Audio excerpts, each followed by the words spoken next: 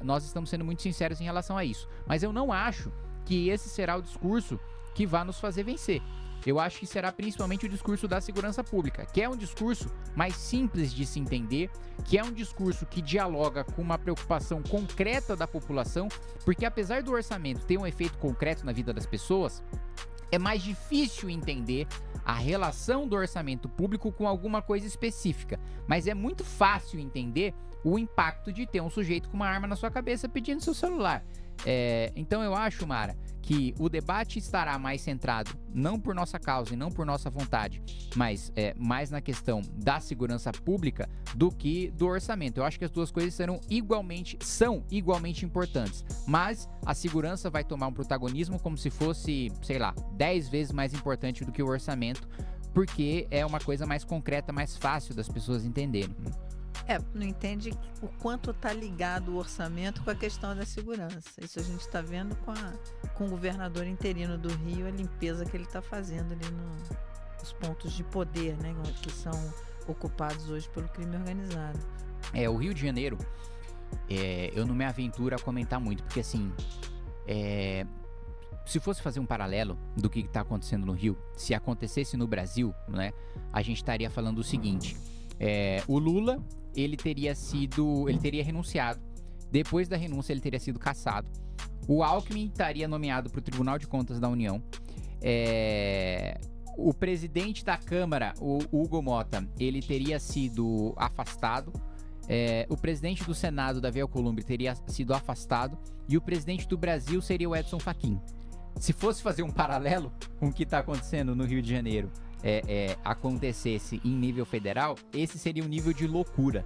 Não sobrou ninguém na linha sucessória que não fosse o presidente de um órgão do judiciário, né? E a gente tá numa rádio, né, com alcance em São Paulo, mas pela internet a gente tá em todo o Brasil. Kim, como é que é o trabalho do Missão no Rio?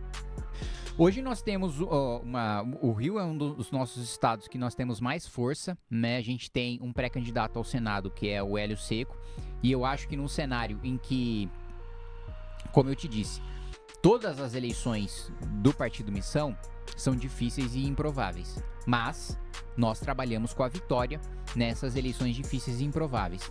O nosso pré-candidato ao Senado, Hélio Secco, já começa com um diferencial na disputa do Rio de Janeiro, que ele é honesto, né? Só o fato dele ser honesto, dele não ter ligação com milícia, não ter ligação com o tráfico, já é, num mundo de barbárie que a gente vive, um diferencial muito grande. Então, primeiro, não se sabe nem quem vai estar solto, né? Até a hora da disputa do Senado, a gente viu agora a operação em relação ao Canela, e quem é de Belford Roxo e região conhece bem a figura. Temos também a pré-candidatura ao governo do estado, que é digamos assim, nós estamos dizendo que são dois governadores ao mesmo tempo, que é o Coronel Busnello e o bombeiro Rafa Luz. Também é uma pré-candidatura muito importante e muito forte. Aliás, nós estaremos agora dia 19 de julho, neste final de semana, no Rio de Janeiro, participando de um congresso. Vai ser um congresso grande, o maior congresso que o MBL, o Partido Missão, já fez no estado do Rio. E uma chapa de deputados federais também bastante competitiva. Então, nós temos sim uma atuação forte no Rio de Janeiro, e a atuação, e eu aproveito para parabenizar publicamente o Partido Missão do Rio de Janeiro, porque é um estado em que, a partir do momento que você se candidata, você está colocando a sua vida em risco. Porque em São Paulo, para você colocar a sua vida em risco, não basta só você se candidatar, você precisa falar contra o PCC. No Rio de Janeiro, você não precisa falar contra o Comando Vermelho para sua vida estar em risco quando você disputa a eleição. Disputou, sua vida está em risco. Então, daí já o meu reconhecimento público da coragem aí do nosso núcleo do Rio de Janeiro. Agora, Kim, essa eleição, teoricamente, é a primeira eleição, né, que vocês disputam com o partido próprio, né? E voltando, né, aos ideais do MBL lá atrás, agora é a primeira vez que vocês vão eleger uma bancada, né, do time de vocês, porque não adiantava você ser bem votado pelo coeficiente. Às vezes o deputado que entrava nessa onda não era um deputado alinhado, né, com os ideais de vocês. Como é que você analisa, como é que você pensa numa bancada estadual em São Paulo, uma bancada federal lá em Brasília, a gente falando aqui do nosso estado? Não, é maravilhoso pensar que agora, se sobrar um voto sequer na minha eleição que não seja da minha cadeira, ou seja, eu fiz a minha cadeira e eu faço um voto e esse voto vai para outro candidato, eu tenho 100% de certeza que esse candidato é honesto e está alinhado aos meus valores. Isso é muito bom, né? Não tem nenhuma preocupação de que o meu voto vai ajudar qualquer pessoa do Centrão a entrar na Câmara dos Deputados. Até eu me lembro que na eleição passada, né?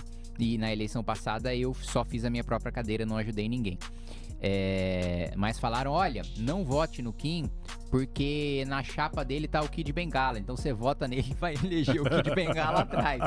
Então, nós não teremos, né, mais nenhuma preocupação de ter o Kid Bengala na nossa chapa. Vamos eleger pessoas 100% alinhadas. E isso, mais uma vez, né, eu fico muito feliz com isso. Eu tava até ontem participando de uma live com pré-candidatos a deputado federal do Partido Missão, falando pra eles, olha, tendo uma bancada a gente consegue estar em 100% das comissões, a gente tem mais poder no plenário, a gente consegue pautar mais projetos, aprovar mais projetos.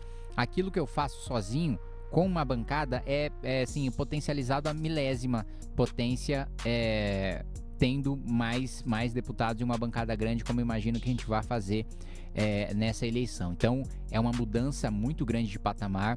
Nós vamos ter muito mais importância no debate público, vamos ter muito mais importância para aprovar e pautar os projetos que a gente quer, barrar os projetos que a gente não quer. Vai ser uma transformação grande, vai ser um aumento no nível da qualidade do debate público nacional muito grande a partir do Missão ter uma bancada. Agora, Kim, deixa eu girar umas perguntas dos nossos ouvintes, até porque também você tem agenda e nós já estamos, né, indo para o final da nossa entrevista. Kim, o que você acha da segurança pública e se esse é o calcanhar de Aquiles da esquerda na eleição, é a participação do Caio? Tem também aqui o Regis Barbosa, que gostaria de saber quando será divulgado as propostas de campanha, deve estar citando, né, o Renan. E aí, Kim, e eu quero que você fale para nós também, você falou, e o Renan já tinha falado semana passada, se o Renan for eleito, você é ministro. Que ministério você gostaria de atuar? Não, ali será um novo ministério, né, que nós anunciamos, que é o Ministério da Reforma de Estado, né, um ministério que vai passar pelo Ministério da Gestão, então pela necessidade de fazer uma reforma administrativa, pelo Ministério da Previdência, que vai passar para a gente fazer uma reforma previdenciária. Então, tudo que envolve digitalização de governo, uso de inteligência artificial no governo, carreiras do governo, eu vou ter a missão de passar um pente fino em 50 mil cargos de livre nomeação que o governo, a presidência da República tem, pra gente só ter pessoas técnicas, pra gente manter quem faz o trabalho decente, passar limpa em quem é corrupto ou em quem não é tecnicamente preparado. Então, seria esse o ministério que eu assumiria. Eu, falando sobre a pergunta de segurança pública, eu acho sim que é o calcanhar de Aquiles da esquerda, que nós acertaremos uma flecha nesse calcanhar, a questão da segurança pública. Porque, um exemplo que eu sempre cito no plenário, né? Você tem um discurso, né, de suposta defesa das mulheres muito forte por parte da esquerda. Mas esse discurso não condiz com a realidade. Por quê? Querem aprovar o PL da misoginia para criminalizar leitura de Bíblia em igreja e criminalizar piadas, né, em show de stand-up, como se isso fosse o problema de violência contra a mulher. Quando a gente aprovou um relatório para endurecer o cumprimento de pena para quem comete crime hediondo, então quem comete homicídio, quem comete o feminicídio, quem comete estupro, a esquerda pediu pra gente, mais especificamente o PSOL, para que só fosse na reincidência. Então, peraí, como é que você defende mulher querendo suspender rede social e criminalizar discurso religioso e piada, mas dizendo que só pode endurecer o cumprimento de pena se o estuprador estuprar 2 mulheres, se o feminicida matar a segunda mulher? Isso é completamente incompatível. O discurso garantista, o discurso de ressocialização deles, implica dizer que o estuprador e o feminicida ficam menos tempo na cadeia, porque eles podem ser ressocializados. Na minha avaliação, o homicida, o feminicida, o estuprador tem que ter ou pena de morte ou prisão perpétua, pena de trabalho forçado, ficar dentro da cadeia lá com a picareta quebrando pedra, né? Agora, na visão da esquerda, ele é um sujeito que pode ser ressocializado, né? Um estuprador, na visão da esquerda, é uma pessoa que tem condição de se recuperar e voltar a conviver em sociedade. O sujeito que pegou a mulher, amarrou no carro e arrastou no asfalto é um sujeito que tem condição de conviver em sociedade.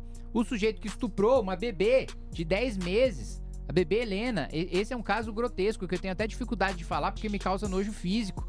né, imaginar uma cena tão grotesca de um sujeito estuprando uma bebê de 10 meses. Esse sujeito não tem condição de voltar para a sociedade nunca. E a esquerda é contra a prisão perpétua.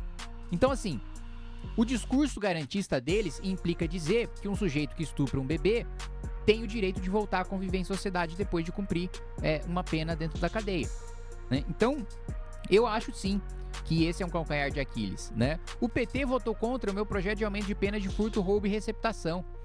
A população não é tonta a ponto de achar que do nada o Lula virou um sujeito que combate bandido. Do nada o cara que fala que o roubo é só por causa de uma cervejinha decidiu aumentar a pena. O meu projeto aumentou a pena. O PT votou contra e Lula só sancionou porque é ano eleitoral e porque ele sabe também que eu teria maioria para derrubar o veto dele. Não seria a primeira vez que eu derrotaria o governo Lula. Então, esse é um discurso. Vou colocar outro ponto. Eu fui relator de um projeto que impedia que um pedófilo chegasse perto de escolas, de parquinhos, de lugares voltados para crianças e que ele fosse sócio. Hoje, pedófilo pode ter creche. É nesse nível de insanidade. Quando eu falo que a gente vive no reino da barbárie, eu não tô brincando. Nós não estamos numa civilização no Brasil. Nós estamos num faroeste, nós estamos num bang-bang em que um sujeito condenado por pedofilia pode ter uma creche. E aí, naquele mês, nós tivemos um caso de menores de idade que promoveram estupro coletivo contra crianças, né? Então, juntaram um monte de marginal lá de 16, 17 anos e estupraram, né, crianças com menos de 14 anos e filmaram e publicaram isso na internet. Ou seja, não só tem o trauma psicológico de pro resto da vida se lembrar daquela violência, mas também você ter aquilo revivido num vídeo na internet. E nós propusemos aumentar o tempo, e pra mim é uma medida muito branda, perto do que eu acredito. Sou muito mais radical do que isso. Mas a gente propôs aumentar o tempo de internação para um menor que comete um crime de 3 para 12 anos. Porque um sujeito que promove um estupro coletivo pedófilo não pode ficar só 3 anos preso, internado. A gente colocou 12. Na minha avaliação, esse sujeito a gente deveria ter uma nova constituição para quem promove estupro coletivo contra criança ser penalizado à morte, né? Ir para um paredão, e ser enforcado, ir para cadeira elétrica. Na minha avaliação, um cara que promove estupro coletivo contra uma criança merece isso. Mas eu só estava propondo, né, com o apoio do Partido Novo, partir de 3 para 12 anos. Não deixaram votar o meu projeto. O PT não deixou, ligou pro presidente da Câmara tirar de pauta, porque eles não queriam que eu tenho até dificuldade de chamar de moleque, né? Que é uma coisa muito pior do que ser um moleque. De 16, 17 anos, não queriam que ele ficasse internado por 12 anos por ele ter promovido estupro coletivo contra uma criança. Então, sim, é o calcanhar de Aquiles da esquerda que a gente vai fazer questão de bater muito. Ideias de valor merecem ser compartilhadas. Deixe seu like e inscreva-se para fazer parte deste espaço e registre sua opinião nos comentários. Um abraço e até o próximo vídeo.